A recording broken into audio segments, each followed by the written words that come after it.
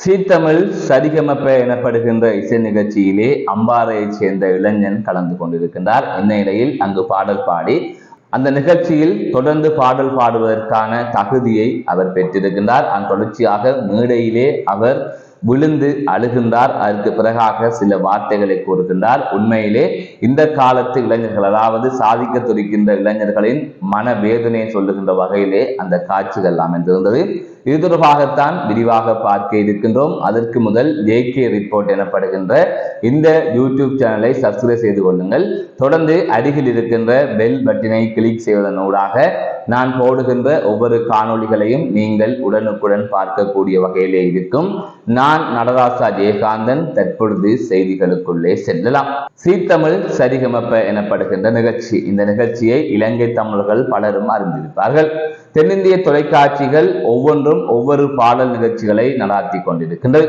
அந்த வகையில் சீத்தமிழ் சரிகமப்ப எனப்படுகின்ற இந்த இசை நிகழ்ச்சியை நடாத்தி கொண்டிருக்கின்றது. அந்த வகையில் இது ஈழத்தமிழர்களுக்கு மிகவும் நெருக்கமான ஒரு நிகழ்ச்சியாக இருக்கின்றது. காரணம், இலங்கையிலிருந்தும் அதே வேளை புலம்பெயர் தேசங்களில் இருந்தும் பலர் அந்த நிகழ்ச்சியிலே கலந்து கொண்டிருக்கிறார்கள்.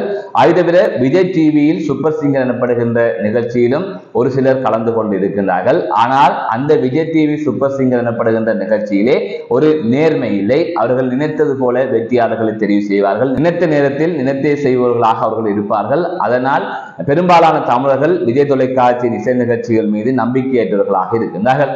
ஆனால் சீத்தமிழ் தொலைக்காட்சி அப்படி அல்ல, சரியான திறமைக்கான ஒரு களத்தை அமைத்துக் கொடுக்கின்றது. அது தவிர வெற்றியாளர்களை சரியாக தெரிவு செய்கின்றது என்பது ஈழத்தமிழர்களின் ஒரு கருத்தாக இருக்கின்றது.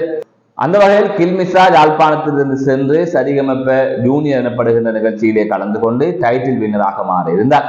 அதே போல அசானியும் சென்றிருந்தார். ஆனால் இந்த அளவு வாய்ப்பு விஜய் தொலைக்காட்சியில் கிடைத்திருக்குமா என்று கேட்டால் சந்தேகம்தான்.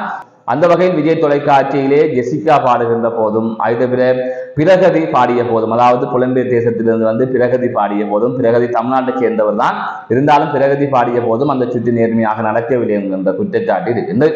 இவ்வாறான சூழ்நிலை தான் சீத்தமிழ் இலங்கைகளுக்கான அதிக வாய்ப்பை வழங்கி வருகின்றது. அதற்கு இரண்டு காரணங்கள் இருக்கின்றது. ஒன்று, சீத்தமிழின் சோசியல் மீடியா என்று சொல்லப்படுகின்றது. அதாவது C5 இருக்கலாம், அல்லது யூடியூபாக இருக்கலாம், பேஸ்புக்காக இருக்கலாம். இதிலே புலம்பெயர் தமிழர்கள், அதாவது இலங்கையிலிருந்து சென்று ஒரு பெண் பாடுகின்ற போது, அல்லது சிறுமி பாடுகின்ற போது, அல்லது சிறுவன் பாடுகின்ற போது, அல்லது இளைஞன் பாடுகின்ற போது அதற்கான ஆதரவு என்பது உலகம் முழுவதிலும் இருந்து கிடைக்கின்றது. அதை தவிர வெளிநாடுகளுக்கு இசை நிகழ்ச்சிக்கு செல்லுகின்ற போதெல்லாம் பெரும் ஆதரவு கிடைக்கின்றது. காரணம், இலங்கையைச் சேர்ந்தவர்கள் அந்த நிகழ்ச்சியிலே பாடுவதால் அது அந்த தொலைக்காட்சி நிகழ்ச்சிக்கு மேலும் வலு சேர்க்கின்ற வகையில் இருக்கின்றது. ஆகவே அந்த தொலைக்காட்சிக்கும் ஒரு நன்மை இருக்கின்றது இதனூடாக.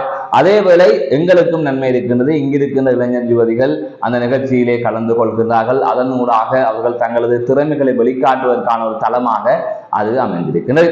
சரி, தற்பொழுது விடயத்திற்கு வருவோம். இந்த நிலையைத்தான் தற்பொழுது சீத்தமிழ் சரிகமப்ப சீனியர் 5 எனப்படுகின்ற சீசன் நிகழ்ச்சி நடந்து கொண்டிருக்கின்றது. அதாவது அதற்கான முதல் கட்ட நிகழ்வுகள் இடம்பெற்றுக் கொண்டிருக்கிறது. முதல் கட்ட நிகழ்வு என்பது என்னவென்று சொன்னால், அதாவது யார் இனி அந்த மேடையிலே பாடப்போகின்றார்கள் என்பதுதான் அதன் அர்த்தம்.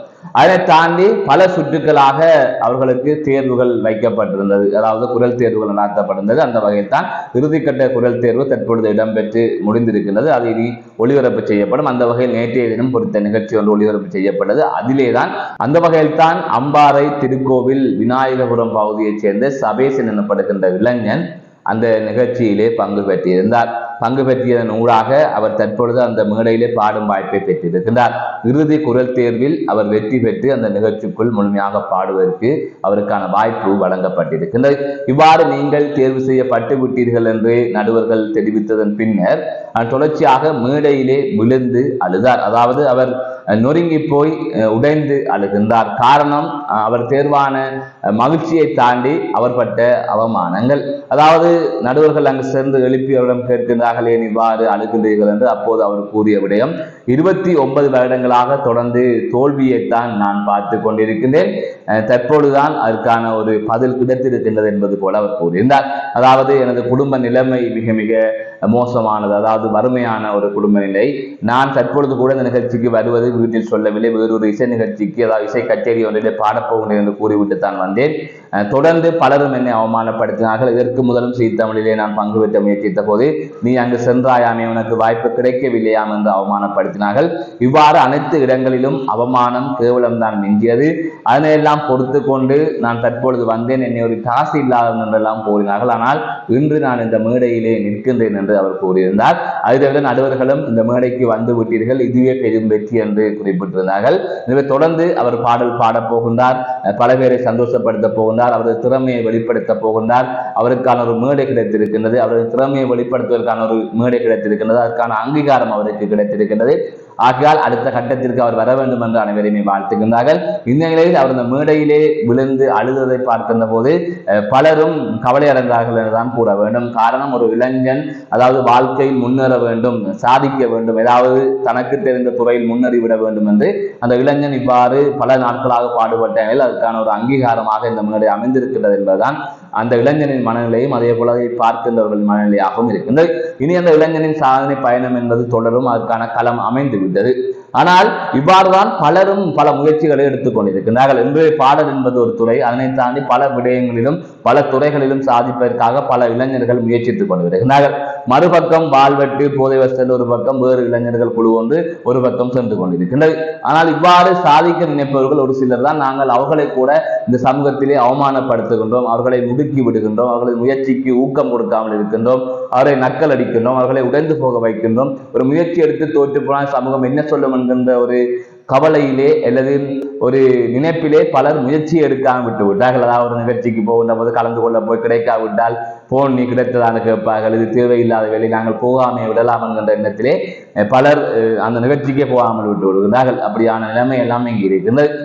அவற்றையெல்லாம் தாண்டி ஒரு இளைஞன் அம்பாறையில் இருந்து சென்று இந்த நிலையில் நிற்கின்றார் என்கின்ற பொழுது மிகவே சந்தோஷமாக இருக்கின்றது. இது இளைஞர்களுக்கு ஒரு நம்பிக்கை ஊட்டும் விதமாக அமைந்திருக்கின்றது. அதாவது இசைத்துறையில் பயணிக்கின்ற இளைஞர்களுக்கு ஒரு நம்பிக்கை ஊட்டும் விதமாக இந்த செயற்பாடு அமைந்திருக்கின்றது. எனவே தொடர்ந்து ஈழத்தமிழர்கள் பக்கபலமாக இருப்பார்கள். அதனை தாண்டி பலர் இந்த நிகழ்ச்சியிலே இந்த முறை கலந்து கொள்கின்றார்கள். இலங்கையை சேர்ந்த 4 இவ்வாறு அங்கு கலந்து கொள்கின்றார்கள் என்று கூறப்படுகின்றது. அதாவது இன்றைய தினம் ஞாயிற்றுக்கிழமை ஒளிபரப்பாகின்ற நிகழ்ச்சியிலே மேலும் பல இலங்கை தமிழர்கள் அறிமுகப்படுத்தப்பட இருக்கின்றார்கள். அவர்களுக்கு எவ்வாறான நிலைமை ஏற்பட போகின்றது என்பதை பொறுத்திருந்து பார்க்க வேண்டும். அதாவது அங்கு பாடல் பாடுவதற்கான சந்தர்ப்பத்தை பெறுகின்றார்கள் என்பது தொடர்பாகவும் பார்க்க வேண்டியிருக்கின்றது. ஆகையால் பலருக்கு சீ தமிழ் தொடர்ந்து வாய்ப்பு கொடுத்துக் கொண்டிருக்கின்றது. அந்த வகையில் அசானிக்கு வழங்கப்பட்டது. தற்பொழுது மலையத்தைச் சேர்ந்த மற்றொரு பெண் அந்த நிகழ்ச்சியிலே கலந்து கொண்டிருப்பதாக தெரிவிக்கப்பட்டிருக்கின்றது. ஆகையால் பலர் தற்பொழுது இந்த நிகழ்ச்சியிலே கலந்து கொண்டு வருகின்றார்கள். அவர்கள் தொடர்ந்து அந்த நிகழ்ச்சியிலே பாடல் பாடி அந்த தொலைக்காட்சி நிகழ்ச்சியிலே ஒரு டைட்டில் வின்னராக இலங்கையைச் சேர்ந்தவர்கள் வர வேண்டும் என்கின்ற வாழ்த்துக்களையும் இதிலே தெரிவித்துக் கொள்கின்றோம். அதனை தாண்டி இங்கிருந்து பலர் இவ்வாறு போகின்ற போது அவர்களுக்கான முழு ஆதரவுகளையும் இலங்கை தமிழர்களும் புலம்பெயர் தேசத்தில் இருக்கின்ற தமிழர்களும் தொடர்ந்து வழங்குகின்றார்கள். எங்களது பிள்ளைகள் எங்கேயாவது சென்று நன்றாக வர வேண்டும் என்று அவர்கள் நினைக்கின்றார்கள். இதே ஆதரவை அனைத்து துறைகளுக்கும் வழங்க வேண்டும். அதாவது விளையாட்டாக இருக்கட்டும், அல்லது கல்வியாக இருக்கட்டும், அல்லது ஏனைய துறைகளிலும் முன்னேறுபவர்களுக்கு உறுதுணையாக இருக்க வேண்டும். நாங்கள் வெறுமனே பாடல் நிகழ்ச்சியில் பங்கு பெற்றவர்களை மட்டுமே ஊக்குவித்துக் கொண்டிருக்கின்றோம். அதிலே பிழை இல்லை, அவர்களை ஊக்குவிக்கத்தான் வேண்டும். ஆனால் இருக்கின்ற பல துறைகளில் இசை என்பது ஒரு துறை, அதே போல ஏனைய துறைகளில் முன்னேறுகின்றவர்களுக்கும் ஊக்கம் அளிக்க வேண்டும். அதாவது தொலைக்காட்சி நிகழ்ச்சியில் பங்கு பெற்று விட்டு வீடு திரும்புகின்ற போது விமான நிலையத்திலே வரவேற்பு வழங்கப்படுகின்றது. ஆனால் விளையாட்டு நிகழ்ச்சிக்கு சென்று விட்டு ஆசிய அளவில் சாதித்து விட்டு உலக அளவில் சாதித்து விட்டு வருகின்ற போது ஒருவர் கூட கண்டு கொள்வதில்லை. அதுவரை கல்வியில் முன்னேறுபவர்களையும் அவ்வளவாக ஒருவரும் பாராட்டுவதும் இல்லை, கொண்டாடுவதும் இல்லை. இதுதான் இன்றைய சமூகமாக இருக்கின்றது. அப்படியான சமூகமாக நாங்கள் இருக்கக்கூடாது. அனைத்து துறையிலும் சாதிக்கின்றவர்களை நாங்கள் கொண்டாடுபவர்களாக இருக்க வேண்டும். அதேவேளை இவ்வாறு ஒவ்வொரு துறையிலும் சாதிக்கின்றவர்கள் நீங்கள் யோசிக்க வேண்டும், உங்களுக்காக இந்த இனம் எவ்வளவு ஆதரவுகளை வழங்குகின்றது. சில வேளை பணம் தேவைப்பட்டால் கூட முழு பணத்தொகைகளையும் அவர்கள் தருகின்றார்கள். அப்படி இருக்கின்ற போது இந்த இனத்துக்கும் இந்த மக்களுக்கும் விசுவாசமானவர்களாக நீங்கள் இருக்க வேண்டும். மீண்டும் ஒரு காணொளி சந்திக்கின்றேன். நான் நடராஜ் அஜயகாந்த்.